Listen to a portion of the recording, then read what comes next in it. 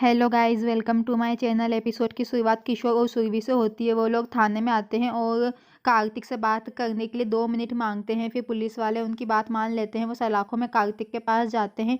किशोर कहता है कि कार्तिक ने सेल्फ डिफेंस के लिए और सुरभि को बचाने के लिए कदम उठाया है और यही वो अदालत में साबित कर देंगे। वो उसे चिंता ना करने के लिए कहता है। कार्तिक कहता है कि अब किसी भी सजा से कोई फर्क नहीं पड़ता क्योंकि वो जानता है कि सुरभि सेफ है। वो कहती है कि इससे उसे फर्क पड़ता है और वो यहाँ से नहीं जाएगी। वो उसे जिद ना करने के लिए कहता है और उसे जाने के लिए कहता है। हवलदार के साथ रणवीर को आते हुए देखकर कार्तिक हैरान रह जाता है। किशोर पूछता है कि वो कहाँ मिला था। रणवीर को खुद को पुलिस के हवाले करने की बात कही जाती है। वो सलाखों के अंदर कदम रखता है। जेल में घुसते रणवीर ने कार्तिक से कहा कि वो उससे उसकी एक मात्र बेशकीमती संपत्ति, उसकी बहन को उसने उससे छीन लिया और वो अब उसे और उसकी फैमिली को बर्बाद कर देगा जिस तरह से उसने मेहर को मारकर उसे बर्बाद कर दिया था। वो कहता है कि जो कुछ उसके पास है वो उससे ले लेगा। सुरभि सलाखों के दूसरी तरफ ये सुनकर चौंक जाती है।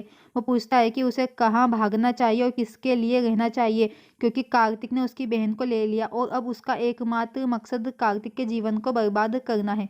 सुरभि को बेचैनी होने लगती है लेकिन किशोर उसे पकड़ लेता है और कार्तिक उसे समझाने की कोशिश करता है और घर के लिए निकल जाती है क्योंकि उसे खुद को तैयार करने की ज़रूरत है। वो पीछे मुड़ती है और जब वो जाती है तो वो उसे एक आश्वस्त नज़र से देखता है। जैसे ही सुरभि और किशोर वापस आते हैं, शांति आंसू बहाती है और सुरभि को बताती है कि लता लगातार फ़ोन कर रही है और उसमें कुछ भी बताने की हिम्मत नहीं है। वो कहती है कि हर कोई इतना टूटा हुआ है कि खासकर श्रीकांत, कि उसने खुद को एकांत में बंद कर लिया है। किशोर ने शांति को आश्वासन दिया कि सब कुछ ठीक हो जाएगा और अभी सुरभि को आराम करने की ज़रूरत है। वो कहता है कि वो लता को बाद में बता सकते हैं और सुरभि को बिठाते हैं। फिर वो रघु के साथ वकील से मिलने के लिए निकल जाता है। उनके जाने के बाद सुरभि ने शांति से रोना बंद करने के लिए कहा क्योंकि अब सब कुछ ठीक हो जाएगा क्योंकि प्रभु उनके साथ है। वो उससे कहती है कि कार्तिक कभी कुछ गलत नहीं कर सकता और जल्द ही वो बाहर हो जाएगा। वो कार्तिक को सेफ रखने के लिए भगवान से विनती करती है।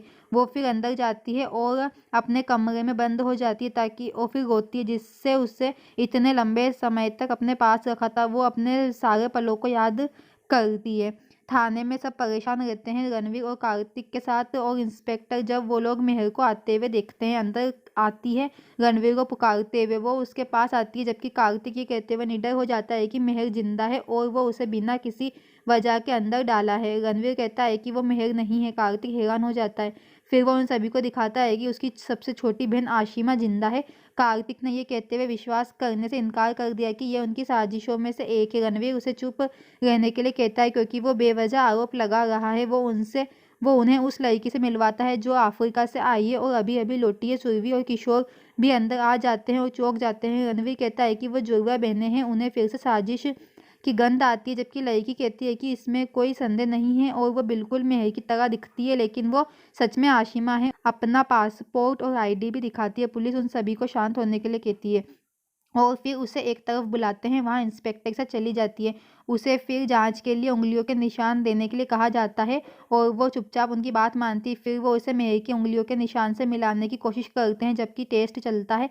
फिर पासपोर्ट और वीज़ा और बाकी अन्य आईडी प्रूफ भी चेक होते हैं। वो हर संभव तरीके से उसकी बात मानती है। पूरी तरह से आश्वस्त होने के बाद उन्होंने उसकी पहचान की पुष्टि करते हुए कहा कि उन्होंने अफ्रीका में भी बात की है और वहाँ पे उस घर का भी पता चला है और उंगलियों के निशान भी मेहर से मैच नहीं हुए हैं और जो कुछ भी शव के साथ मिला वो केवल मेहर का था।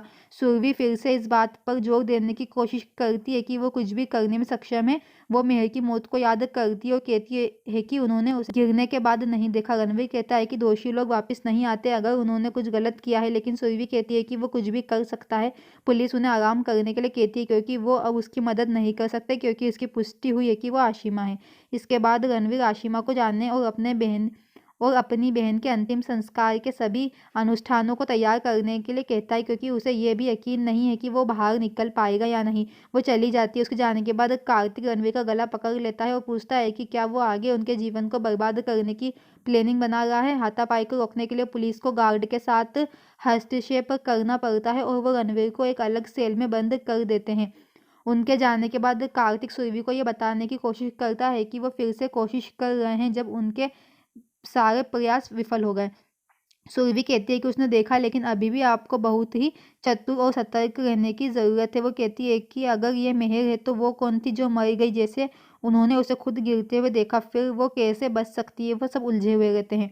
ताई बुरी तरह से खुश रहती है और आशिमा को ड्रिंक परोसती है, जो सच में मेहर होती है, क्योंकि वो भी अपने पुराने तरीकों पर वापस आकर उसी की पुष्टि करती है। मेहर जिस तरह से कार्तिक के खिलाफ है, उसकी सराहना करती है। वो जिस तरह से याद करती है कि उसने कैसे पूरी प्लानिंग बनाई, और वो कहती है कि जब वो नीचे गिरी थी तो वो जाल में गिरी थी और सब उसे अंदर ले गए थे और उसकी जगह पर एक सेम कपड़े पहनाकर एक लाश को वहाँ पे रख दिया था। ताई और बाकी सब सोचते हैं कि उन्होंने वापस पाने का प्रबंध किया और सूर्य और कार्तिक को अब जीवन के लिए बर्बाद कर दिया, क्योंकि वो आशिमा द्वारा आसानी से धोखा खा गए हैं, जिसका चरित्र उन्होंने आश्चर्यजनक रूप से बनाया है। वो कहती है कि उसने सभी को साबित कर दिया कि वो आशिमा है। वो कहती है कि मेहर मर चुकी है और अब कोई भी साबित नहीं कर पाएगा कि वो जिंदा है। वो कहती है कि ये उनके लिए सबसे अच्छी सजा है और अब जब वो अलग हो गए हैं तो कोई भी उन्हें एकजुट नहीं कर सकता। वो अपनी जीत पर ड्रिंक पीते हैं। तब मेहर ताई से कहती है कि कार्तिक के खंडर की आज खबर आ रही होगी, क्योंकि आज उसकी चार्जशीट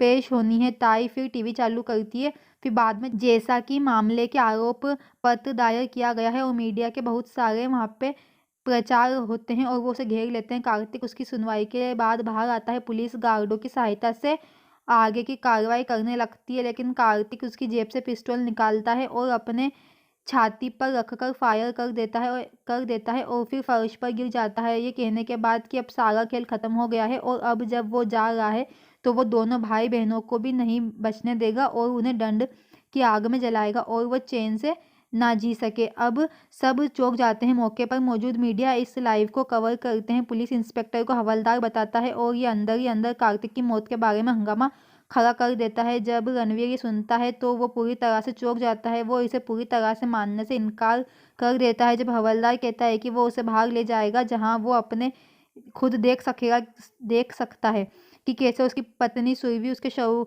पर विलाप कर रही, क्योंकि उसने सीधे अपनी छाती पर गोली मार ली है।